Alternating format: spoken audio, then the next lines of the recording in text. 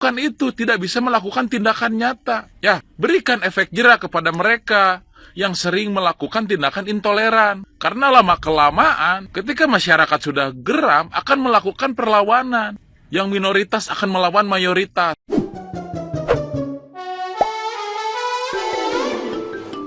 Kritik tajam kini mengarah kepada Senator Bali Arya Wedakarna atas sikapnya yang dinilai gagal memberikan keteladanan seorang pejabat publik. Seorang netizen yang budiman dengan akun @komentator_alam_dunia menyemprot sang anggota dewan setelah ia justru menyayangkan sikap objektif masyarakat Bali yang menolak membela oknum penjahit rasis. Respon publik yang mampu membedakan benar dan salah tanpa memandang kesukuan seharusnya mendapat apresiasi. Namun, sang pejabat justru memperkeruh suasana dengan melempar narasi provokatif.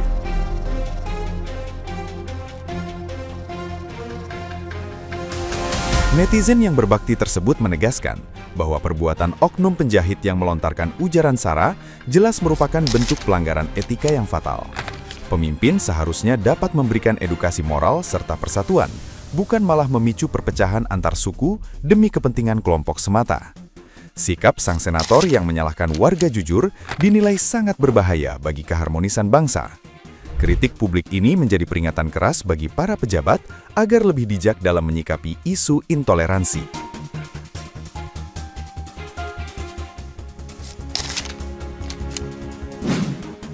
Saya heran dan aneh kepada Bapak sebagai seorang pejabat. Kok bisa mengeluarkan statement seperti ini, Pak? Bapak merasa aneh dan heran kepada masyarakat di Bali. Kenapa masyarakat di Bali tidak kompak, tidak membela ibu-ibu penjahit? Malah sama-sama menyalahkan seperti netizen yang lainnya. Kan aneh, Pak ya? Justru saya selaku orang Jawa Barat sangat bangga, Pak, kepada saudara-saudara saya yang di Bali. Masyarakat Bali ketika tidak mendukung apa yang dilakukan oleh si ibu penjahit. Karena mereka tahu, masyarakat Bali tahu mana yang benar, mana yang salah. Karena syarat menjadi manusia itu sangat sederhana, Pak. Tidak membutuhkan pendidikan tinggi, tidak membutuhkan sekolah yang tinggi. Cukup dengan hanya bisa membedakan mana perbuatan salah, mana perbuatan benar, itu sudah bisa dianggap sebagai manusia benar. Begitu, bukan manusia jadi-jadian. Dan saya bangga kepada saudara-saudara saya. Nah, Bapak malah sebaliknya. Kok Bapak malah kecewa terhadap masyarakat Bali, orang-orang Bali yang tidak mendukung si ibu penjahit? Bahaya loh, Pak, statement Bapak. Ini bisa mengundang perpecahan. Justru harusnya Bapak sebagai pejabat memberikan contoh yang baik. Memberikan contoh yang baik, Pak. Ya, memberikan edukasi kepada masyarakat di seluruh Indonesia. Termasuk kepada si ibu, si penjahit itu yang melakukan perbuatan yang salah, baik secara sadar ataupun tidak sadar, diingatkan oleh Bapak. Selayaknya seorang anak mengingatkan orang tuanya. Berhak, wajar seorang anak mengingatkan orang tuanya ketika orang tuanya melakukan kesalahan. Ya, yang harus dibatasi itu apa? Nada pada saat kita berbicara, kosakata yang kita ucapkan kepada orang tua. Itu saja yang harus kita atur. Tapi yang jelas, cara kita mengingatkan orang tua kita, termasuk si ibu itu, bagaimana caranya si ibu itu paham dan mengerti supaya kedepannya tidak akan melakukan lagi. Begitu, Pak. Bapak masalah, malah kecewa kepada orang yang benar. Kepada masyarakat yang benar Bapak kecewa. Berarti kan Bapak mendukung sesuatu yang tidak baik. Kan aneh. Saya kasih contoh, Pak. Akhir-akhir ini di Indonesia banyak sekali terjadi intoleran antar umat beragama. Banyak di daerah-daerah yang dimana umat Kristiani pada saat beribadah di rumah masing-masing, di rumah sanak saudaranya, diusir oleh warga setempat yang mengaku mayoritas. Ya, kami selaku umat Islam, selaku mayoritas di Indonesia, jujur, Pak, sangat tidak senang dengan kelakuan yang dilakukan oleh saudara-saudara saya yang satu agama, yang melakukan aksi intoleran. Saya sangat tidak suka dan tidak senang. Ya, kami hanya bisa mengatakan, mengecam, mengutuk keras kepada masyarakat yang melakukan itu, yang ngakunya mayoritas, padahal mereka melakukan itu dalam jumlah sedikit, hanya satu RT, hanya satu RW. Sedangkan mayoritas umat Islam tidak suka dengan tindakan yang mereka lakukan. Tetapi yang saya aneh, apa yang tidak disukai oleh masyarakat di seluruh Indonesia yang mayoritas Islam tidak didukung oleh tokoh-tokoh agama Islam yang memiliki jabatan, yang mempunyai jabatan, semisal di Kementerian Agama. Masa sekelas menteri, sekelas tokoh-tokoh agama hanya bisa mengatakan sama seperti masyarakat pada umumnya, kami mengecam keras, perbuatan itu dilarang oleh negara dan agama. Hanya bisa melakukan itu, tidak bisa melakukan tindakan nyata. Ya, berikan efek jera kepada mereka yang sering melakukan tindakan intoleran. Karena lama-kelamaan, ketika masyarakat sudah geram, akan melakukan perlawanan. Yang minoritas akan melawan mayoritas. Bahkan sesama mayoritas, sesama umat Islam, akan melawan ketidakadilan, akan melawan intoleran, walaupun intoleran itu dilakukan oleh satu agama. Kan tidak pantas, Pak. Ribut, perang, tawuran sesama umat Islam.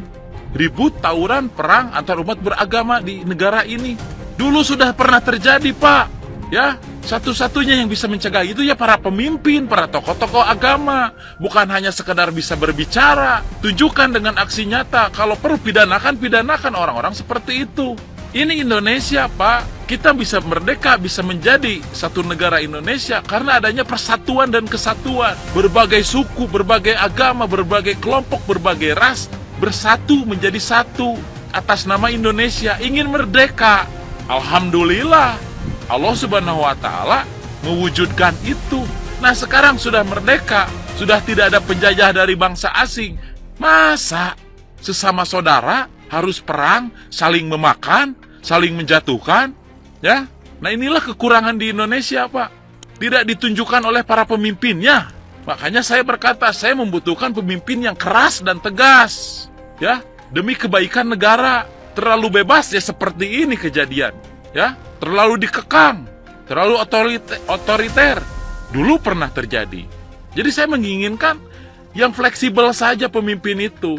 Bisa menempatkan mana harus mengeluarkan senjata, mana yang harus mengeluarkan kata-kata. Begitu saja, ya. Jadi tolonglah berikan contoh oleh para pemimpinnya, oleh para pejabatnya, ya, apalagi pejabat-pejabat yang terkait. Gitu, tokoh-tokoh agama, lembaga-lembaga keagamaan, kementerian agama. Begitupun dengan kasus ini, ya. Pejabat yang terkait di DPR, misalkan komisi berapa, di kementerian masuk kementerian apa, terkait suku, ras, turun tangan, berikan edukasi kepada masyarakat. Jangan seperti bapak-bapak mah aneh. Banyak orang Bali yang tidak mendukung, tidak setuju dengan perilaku yang dilakukan oleh salah seorang orang Bali, di mana melakukan tindakan yang salah, tetapi bapak malah menyalahkan orang yang tidak mendukung itu. Pak, kenapa orang Bali tidak mendukung? Karena yang dilakukan si ibu salah. Titik. Walaupun untuk saya pribadi bisa dibilang ada kesalahan pada diri kedua-duanya, baik si ibu ataupun customer. Tapi kan tingkat kesalahannya, kadar kesalahannya itu lebih besar di si ibu. Kalau di VT pertama saya mengatakan kesalahan si ibu kadarnya 70%. Kalau sekarang saya bisa mengatakan si ibu kesalahannya, kadar kesalahannya sebesar 98% atau 99% lah. 1%-nya si customer, ya. Kenapa bisa 1%? Yaitu tadi tidak melihat si ibu lagi makan, dimintai pertanggungjawaban. Kenapa tidak ditunggu dulu lah? Kan kemarin-kemarin juga bisa sabar, menunggu dulu. Ini untuk yang terakhir kalinya, coba tunggu dulu, makan tidak akan lama. Nah, baru cecar, baru mintai pertanggungjawaban. Jangan pas si ibu sedang makan. Begitu. Tapi selebihnya 99% ya penjahit yang salah karena tidak komitmen, ya, melanggar etika bisnis. Begitu, Pak. Ya, ini bisa dijadikan contoh apa yang dilakukan Bapak ini, pejabat ini bisa dijadikan contoh oleh pejabat-pejabat yang lainnya yang ada di Indonesia. Hati-hati dalam berbicara, hati-hati, ya. Karena ini berurusan dengan umat, dengan masyarakat banyak, dengan berbagai macam perbedaan. Hati-hati kalau berbicara. Terima kasih. Assalamualaikum, salam dunia. Terima kasih buat saudara-saudara saya di Bali sudah mendukung sesuatu yang benar dan tidak mendukung sesuatu yang salah. Sehat selalu. Nah, gimana nih menurut netizen yang terhormat? Silahkan berkomentar ya. Kasus viral yang tukang penjahit itu ya. Aku juga sebetulnya dari kemarin dengerin. Aku kan nggak akan langsung berkomentar ya. Cuma aku sampai ada seseorang ya juga dia aktif di TikTok itu beneran loh guys, sama dia ngatain juga pelat gitu loh. Nah itu yang membuat aku terusik, akhirnya aku ngomong dan komen lah ya.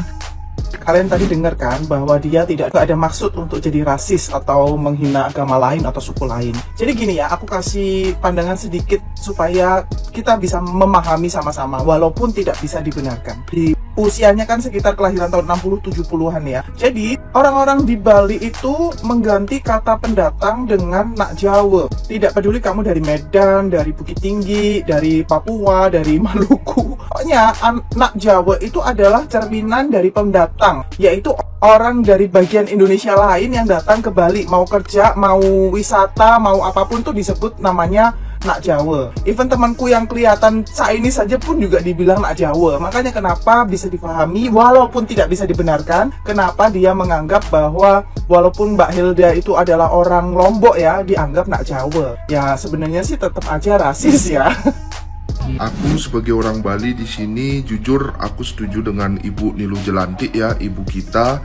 Kalau ibu tukang jahit itu bukan ibu kita ya, dan aku pun sebagai orang Bali di sini juga merasa sedikit malu dan sangat menyayangkan kepada ibu tukang jahit ini atas apa kata-kata yang sudah dilontarkan sama dia. Padahal kalau menurutku pribadi itu sebenarnya masalah personal mereka berdua sebenarnya, antara si ibu dan si customer. Dan aku juga sebenarnya paham gitu, mungkin ibu ini kesel atau ibu ini menumpuk pekerjaannya, aku bisa paham juga. Tapi tetap aja kalau udah bawa-bawa suku Bali lagi, Jawa, yang kayak gitu dah yang dilontarkan itu sebenarnya udah salah kalau menurutku. Memaki-maki, mencaci seperti itu tuh salah kalau menurutku ya, karena itu jatuhnya rasisme kalau menurutku pribadi. Apalagi di video tersebut juga aku tonton ada seperti pengancaman ya kalau menurutku ya, dan itu udah jelas banget salah. Kalau menurutku pribadi sebagai orang Bali, ibu ini harus ada yang nyadarin sih kalau dirinya dia itu salah. Kalau menurutku pribadi ya, kalau seandainya dia tidak bawa suku, tidak bawa Bali, ya mungkin yang malu itu keluarganya, keluarga si ibu itu yang malu. Tapi karena dia bawa Bali, otomatis aku juga sebagai orang Bali juga sedikit malu juga jadinya gitu loh.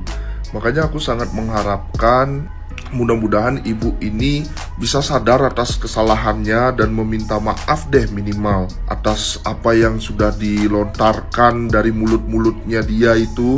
Ya, aku sangat mengharapkan itu sih, supaya ibu ini bisa meminta maaf kepada si customer dan tidak mengulangi hal-hal seperti ini lagi gitu.